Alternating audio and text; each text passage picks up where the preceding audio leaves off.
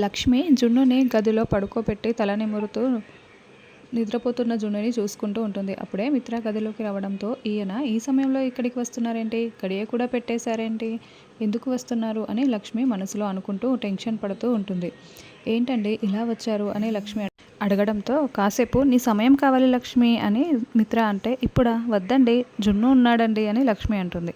పర్వాలేదు, నాకు ఇప్పుడే కావాలి అని మిత్ర అంటాడు. ఏంటండి పర్వాలేదని చెప్తున్నారు? జున్ను చూస్తే బాగోదండి అని లక్ష్మి అంటుంది. ఏం కాదు అని మిత్ర లక్ష్మి దగ్గరికి వస్తూ ఉంటాడు. లక్ష్మి గోడకి నిలబడి వద్దండి వద్దండి అని లక్ష్మి అంటూ ఉంటుంది. ఏం పర్వాలేదు, కాసేపు కళ్ళు మూసుకో, అయిపోతుంది అని మిత్ర అంటాడు. అలా మిత్ర లక్ష్మికి దగ్గరగా రావడంతో లక్ష్మి టెన్షన్ పడుతూ ఉంటుంది. మిత్ర దగ్గరగా వచ్చి లక్ష్మి జుట్టును నిమురుతూ ఉంటాడు. మిత్ర ముద్దు పెడతాడనుకున్న లక్ష్మి మిత్ర ఒక్కసారిగా జుట్టుని జరుపుతూ ఉండడంతో లక్ష్మి షాకింగ్గా చూస్తూ ఉంటుంది. వెంటనే మిత్ర తన పాకెట్లో నుంచి ఒక పేపర్ని బయటికి తీసి ఇస్తూ ఉంటాడు. ఏంటండి ఇది అని ఎండుమిరపకాయలని లక్ష్మి చూస్తూ ఉంటుంది. నీకు దిష్టి తీయడానికి తీసుకొచ్చాను లక్ష్మి అని మిత్ర అంటే, మీరు తీయడం ఏంటండి అని లక్ష్మి అంటుంది. నీకు ఎవరో ఒకరు దిష్టి అయితే తీయాలి కదా, ఎవరిని అడగలేను, ఇక మిగిలి ఉన్నది నేనే కదా, భర్తగా నేనే కదా ఆ బాధ్యతని చూసుకోవాల్సింది. ఈరోజు అవార్డు ఫంక్షన్లో నీకు చాలామంది దిష్టి పెట్టి ఉంటారు. నువ్వు చాలా బాగుండాలి లక్ష్మి, అందుకే నీకు దిష్టి తీస్తున్నాను, ఇంకేమీ మాట్లాడకు అని మిత్ర దిష్టి తీసేసి తూతూ అని ఊయమని చెప్తూ ఉంటాడు. బాగోదండి అని లక్ష్మి అంటూ ఉంటుంది. ఏం పర్వాలేదు అని మిత్ర చెప్తూ ఉంటే, అలా లక్ష్మి తూతూ అని కూడి ఊసేసి, సరే ఇక నేను దీనిని తీసుకువెళ్ళి పడేస్తాను అని మిత్ర వెళ్తూ ఉంటాడు. లక్ష్మి ఒక్కసారిగా మిత్రని వెనుక వైపు నుంచి హక్ చేసుకుంటుంది. లక్ష్మి ఏడుస్తూ ఉండడంతో, ఏంటి లక్ష్మి ఏడుస్తున్నావా అని మిత్ర అడుగుతూ ఉంటాడు. అవునండి అని లక్ష్మి అనడంతో, ఎందుకని అని మిత్ర అంటాడు. చిన్నప్పుడే మా అమ్మా నాన్నలు చనిపోయారండి. అమ్మా నాన్నలు గుర్తొచ్చి అప్పుడప్పుడు నేను ఏడుస్తూ ఉంటే, అది చూసిన మా తాతయ్య, పెళ్ళైన తర్వాత నీకు వచ్చే భర్తే అన్నీ అని నీకు చెప్పారమ్మా అని, మీరు నాకు అమ్మా నాన్న అయిపోయారు, ఇప్పుడు దిష్టి తీసి మీరు నాకు దేవుడు కూడా అయిపోయారు అని లక్ష్మి ఏడుస్తూ ఉంటుంది. అప్పుడు మిత్ర, ఏంటి దిష్టి తీసిన దానికే నేను నీకు దేవుణ్ణి అయిపోయానా?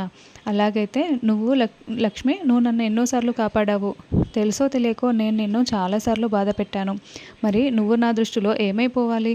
సరే కానీ తెలుసో తెలియకో పొరపాటున కూడా సంతోషంలో కూడా నీ కంట్లో నుంచి ఇక మీదట కన్నీళ్ళు రాకూడదు అని మిత్ర చెప్తూ వెళ్ళిపోతూ ఉంటాడు. మిత్ర డోర్ ఓపెన్ చేయగానే మనీషా కోపంతో రుమి చూస్తూ ఉంటుంది. అయితే మిత్ర చేతిలో ఉన్న దిష్టి తీసిన ఆ ఎండుమిరపకాయల పేపర్ని మరిచేసి మరీ అక్కడి నుంచి మెల్లగా వెళ్ళిపోతూ ఉంటాడు.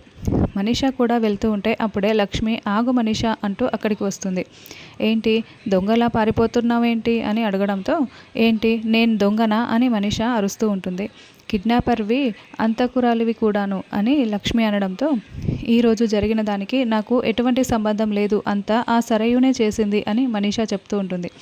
తెలుసు, నువ్వు ఆ సరయు ఇద్దరు తోడు దొంగలని తెలుసు, మీరిద్దరూ నా కోసం చాలా చాలా ప్లాన్లు చేస్తున్నారని కూడా నాకు తెలుసు, కానీ మీరు చేసిన ప్రతి ప్రయత్నము నన్ను నా భర్తని దగ్గర చేస్తున్నాయి. నేను ఆయన ఎంత దగ్గర అవుతున్నామో ఇందాక నువ్వు చూసే ఉంటావు కదా.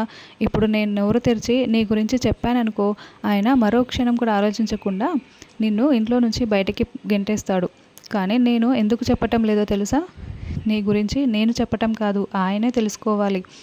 నిన్ను నేను గెంటించాను అని అందరూ అనుకోకూడదు. నీపై అసహ్యం కలిగి ఆయనే గెంటేశారని అందరూ అనుకోవాలి. ఆ రోజు కోసమే నేను వెయిట్ చేస్తున్నాను. నువ్వు ఇక ఏం చేసినా కూడా మా ఇద్దరిని దూరం చేయలేవు మనీషా. నువ్వు మనసు మార్చిన నా చెల్లెలు కూడా నాకు దగ్గరైపోతుంది. మేమందరము కుటుంబం అంతా కలిసి ఉండబోతున్నాము. నీకు ఓటమి, ఒంటరితనం తప్పవు. మిగిలేది ఇదే, రాసి పెట్టుకో అని లక్ష్మి చెప్తూ ఉంటుంది. ఆగు లక్ష్మి, నీ పాటికి నువ్వు చెప్పేసి వెళ్తే ఎలా? నేను చెప్పేది నువ్వు వినాలి కదా అని మనీషా అంటుంది. నీ దగ్గర ఇంకా ప్లాన్స్ ఉన్నాయా అని లక్ష్మి అంటుంది. నాకున్నది ఒకే ఒక్క ప్లాన్, మిత్రని నాకు దగ్గర చేసుకోవడం, ఈ కుటుంబాన్ని నీకు దూరం చేయటం. ఒక్క దెబ్బకు రెండు పిట్టల్లాగా నేను వేయబోయే ప్లాన్తో మిత్ర నాకు దగ్గరవుతాడు, ఈ కుటుంబం నీకు దూరం అవుతుంది. నువ్వు కూడా రాసి పెట్టుకో, ఇదే జరగబోయేది అని మనీషా చెప్తూ ఛాలెంజ్ చేసి వెళ్తూ ఉంటుంది. అప్పుడే వివేక్ లక్ష్మి దగ్గరికి వచ్చి, ఏంటో దిన ఆ మనీషా అలా ఛాలెంజ్ చేసి వెళ్తుంటే చెంప పగలగొట్టి ఇంట్లో నుంచి గెంటేయకుండా ఇంకా చూస్తూ ఉన్నావేంటి వదిన అని వివేక్ ప్రశ్నిస్తూ ఉంటాడు. ఆ పని చేయాల్సింది నేను కాదు వివేక్, మీ అన్నయ్య. మీ అన్నయ్య వల్లే ఆ మనీషా ఈ ఇంట్లో ఉంటుంది, కాబట్టి తనని పంపించేయాల్సింది కూడా మీ అన్నయ్యే అని లక్ష్మి అంటుంది. అలాగని శిశుపాలుడు 100 తప్పులు చేసే వరకు కృష్ణుడు చూసినట్లు నువ్వు కూడా చూస్తూ ఉంటావా ఏంటి వదిన? ఇదంతా కరెక్ట్ కాదు అని వివేక్ చెప్తూ ఉంటే, తను తులసి వనంలో గంజాయి మొక్కలా పాతుకుపోయింది వివేక్. కొమ్మలో ఆకులో తొలగించేస్తే సరిపోదు, వేళ్ళతో సహా పెకిలించేయాలి. త్వరలోనే అది జరుగుతుంది అని లక్ష్మి చెప్తూ ఉంటుంది.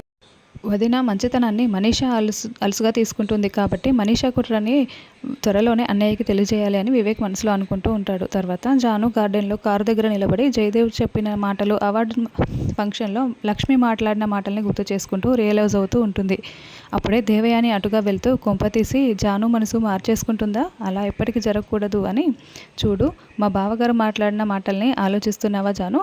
అవన్నీ కూడా మనకు ఏమాత్రం ఉపయోగపడేవి కాదు, వాటిని మనసులో నుంచి తీసేసేయ్ అని దేవయాని చెప్తూ ఉంటే, గాయాలు బాగా తినింది కదా ఆంటీ, అంత తేలిగ్గా జాను మారిపోదులే అని మనీషా అంటూ